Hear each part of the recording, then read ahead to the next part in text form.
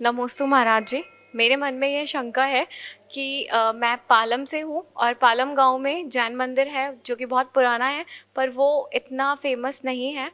तो इसका क्या कारण है और वो इतना फेमस कैसे बन सकता है कि लोगों को पता चले यहाँ भी जैन मंदिर है। पालम गांव का मंदिर दिल्ली में बहुत ही प्रसिद्ध मंदिर है, लेकिन इस मंदिर का प्रचार प्रसार नहीं हो पाया, ये आपने पूछा।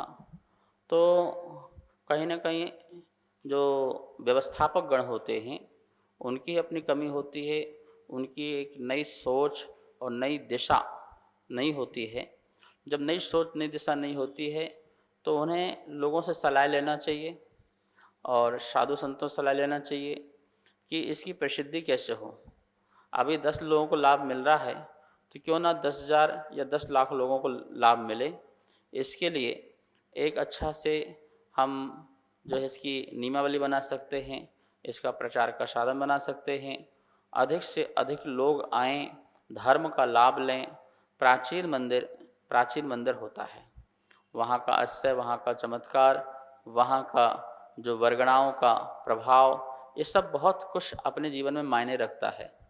तो मैं तो ये पालम गांव ही क्यों, जो भी जैसा प्राचीन मंदिर है तो उन प्राचीन मंदिरों को हमें जगत के सामने लाना चाहिए, दुनिया के सामने लाना चाहिए, बताना चाहिए कि हमारे बड़े बड़े बुजुर्गों ने कैसे कैसे सुंदर सुंदर मंदिर बना करके हमारे सामने प्रस्तुत किए हैं। हमारी धरोहर है, हमारी वसीयत है, और उसको कैसे संभालना है और कैसे लोगों को उससे जोड़ना है, उसके लिए हमें साधनों का उपयोग करना चाहिए।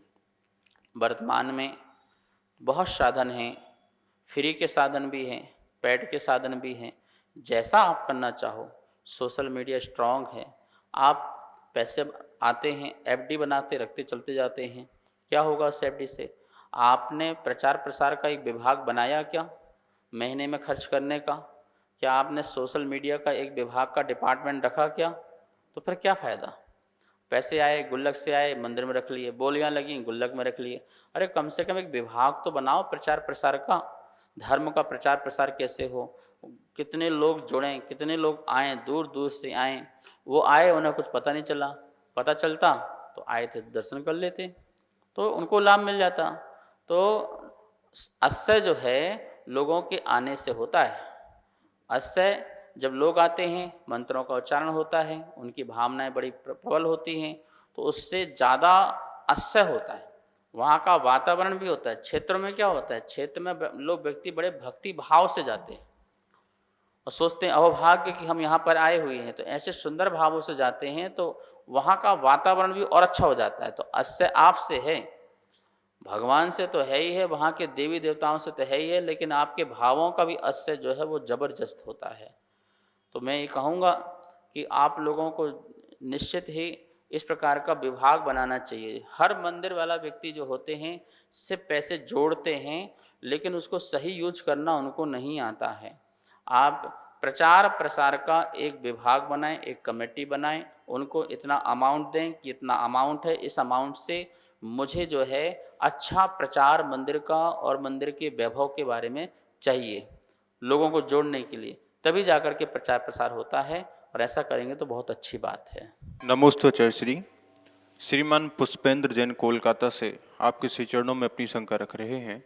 हे गुरुदेव, जो त्यागी व्रती होते हैं जब वो शाम का भोजन ग्रहण करते हैं तो उनको किस समय तक शाम का भोजन या फल या जल ग्रहण करना चाहिए? कृपया शंका का समाधान करें। नमोस्तोचर श्री। जो भी त्यागी व्रती हैं या प्रतिमाधारी हैं, उनको शाम को सूर्य अस्त होने के 48 मिनट पहले तक जो है भोजन कर लेना चाहिए। ये व्यवस्था है, क्योंकि यदि 48 मिनट के पहले भोजन नहीं करते हैं तो उनके भोजन को एक तो सूर्य की रोशनी नहीं लगी, सूर्य का प्रकाश नहीं लगा। पाचन क्रिया जो है सूर्य के प्रकाश से होती है। रात्रि भोजन नहीं करने का एक ही रीज़न है कि ऐसा नहीं कि सूर्य अस्त हो जाए बिल्कुल और शाम होने वाली है, ढल गया है, सूर्य चला गया है, फिर हम भोजन करते हैं, तो हमारा वो सुपाच्य भोजन नहीं हो सकता, हमारे लिए वो लाभदायक नहीं हो सकता। सिर्फ जीव हिंसा बचाना उद्देश्य ऐसा नहीं है, अहिंसा का पालन तो है ही है, साथ साथ में स्वास्थ्य लाभदायक भी भोजन होना चाहिए। जैसे सूर्य अस्त होता है तो कमल भी बंद होने लगता है, ऐसे ही ये नाभि कमल भी ये पंखुड़ी की तरह है, जो क्या होती है, पाचन शक्ति धीरे धीरे बंद होती जाती है। अब अपन उसमें जो भोजन डालेंगे वो उसमें ओवरलोड होगा और जो सड़ेगा, गलेगा, वायु पैदा करेगा, विकार पैदा करेगा, बीमारियां पैदा करेगा।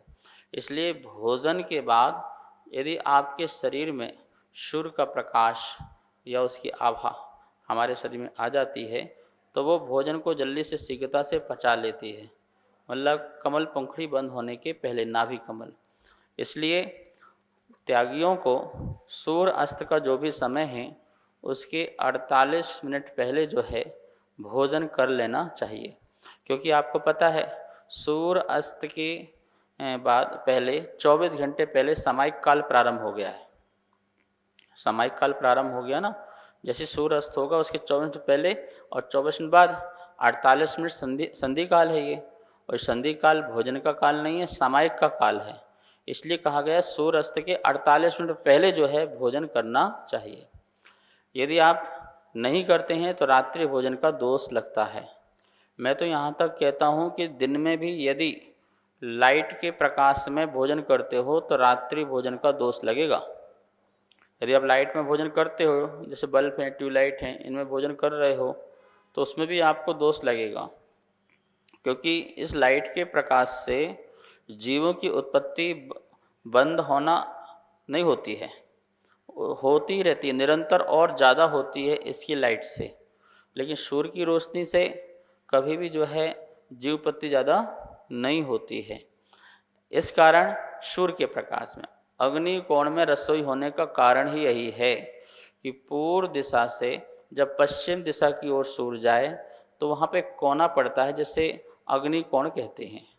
तो सुबह से लेके शाम तक प्रकाश रसोई में बना रहता है, कोई जीव जंतु उत्पन्न नहीं हो पाते हैं, और भोजन जो है वो लाभदायक और औषधि बन जाता है।